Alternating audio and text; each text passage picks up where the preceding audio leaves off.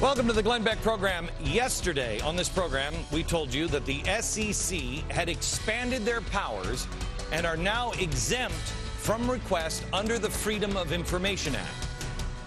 Okay, well, now the most transparent administration ever is today pushing to give the FBI even more power. Obama wants FBI field offices to be able to approach a company like yours or mine without a court order, without any judge, and compel you or me to hand over all of the internet activity of every one of the employees, but only if the agents deem the information relevant to a terrorist organization. Hang on just a second. If the FBI deems it to be relevant to a terrorist investigation, but no judge is involved. So what, you say? It's not like anyone views conservatives or Tea Parties or people carrying constitutional propaganda as militia members or terrorists. Oh, no, wait, they do. But here's the best part. All of this is accomplished by simply adding 4 words to already existing law: electronic communication transactional records. And with the addition of those 4 words, the company, like your company, can tell anyone that the FBI comes snooping around. You cannot tell anyone that they've just taken all of your records. Sounds very wonderful, yeah? Sure, yes it does. It is yet another thing that makes no sense coming from the most transparent administration ever. Coming from the people who whined constantly about Bush's policies like warrantless wiretaps on phone calls from overseas to terrorists. But they're cool now with the FBI coming in and seizing email from American citizens here without a judge. See, here's the problem, America. The policy doesn't match the rhetoric. There is something, however, there is something that does match the policies of this administration. We have been comparing them this week. Tonight, the third and final installment of the manifesto. It is how radicals think. You are going to learn even more tonight. It unfortunately may be the story of America.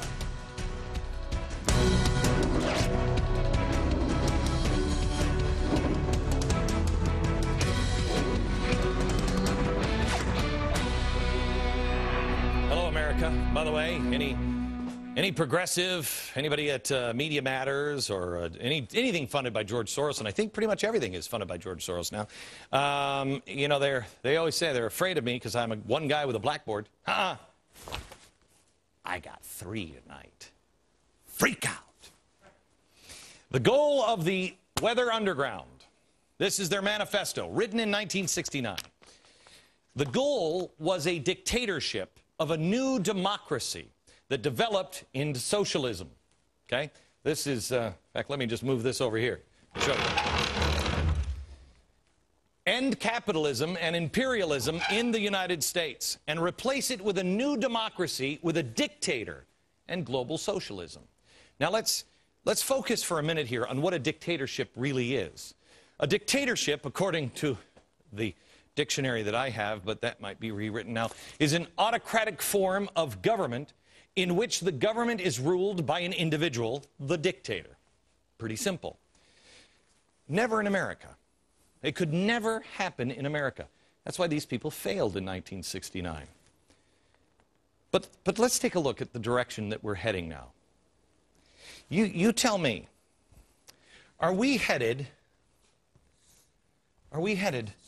in the direction of more power going to you or the government? See, dictator is a really bad word, but if we replace dictator with all-powerful,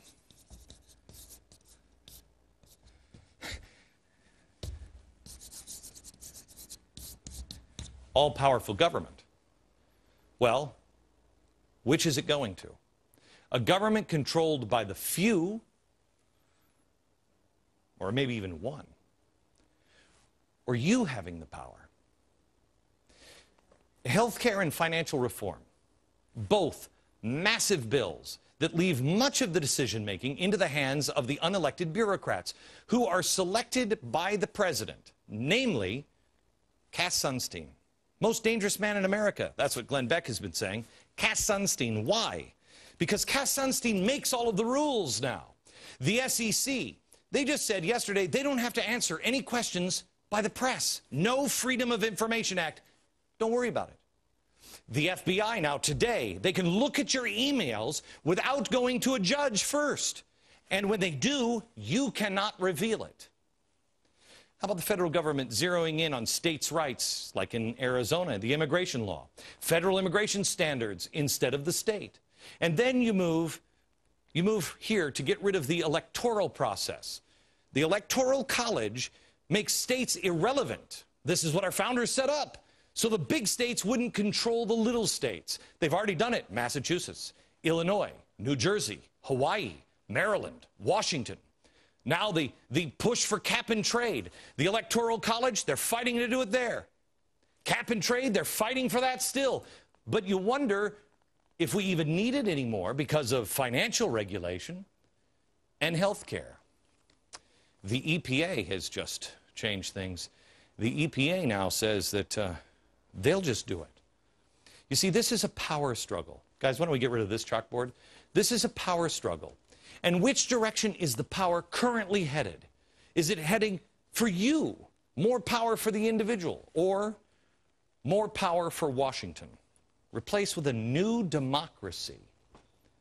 This is what you have to decide. All of the decisions by this administration, are they just merely a wild, unlucky mistake, or is it a power struggle? Are they trying to restore this? When you see this picture, what is it you think of? Are they trying to restore the power to the individual, the dad who went out at work at night, mom who's struggling to keep things right at home, going out and working too, and the kids getting a good education, the quintessential American family? Are we trying to restore the America that made sense? And I don't think it's made sense in over 100 years. Or are we doing something else? Are we trying to stabilize, as the president said today, stabilize America? Or, Mr. President, are you trying to fundamentally transform it? A lot of people will glance at the document that we have been making available this week on our website, free, glennbeck.com. Free. Please read it. You don't have to be a weatherman to know which way the wind blows. They'll read this and say, that's the 1960s. It has nothing to do with today.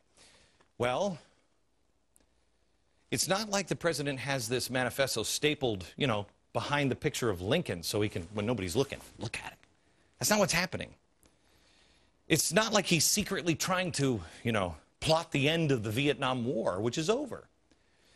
Some of the names from back then are still pretty familiar. I'm going to show you something. This is what we've been working on for the last week. There were 3 levels here. This is what happened in the 1960s.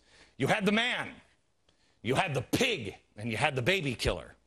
That's the way it was, according to the revolutionaries. The man, the baby killer, and the pigs. And then you had this family that are just keeping everybody down. They're the oppressors. They're the fascists.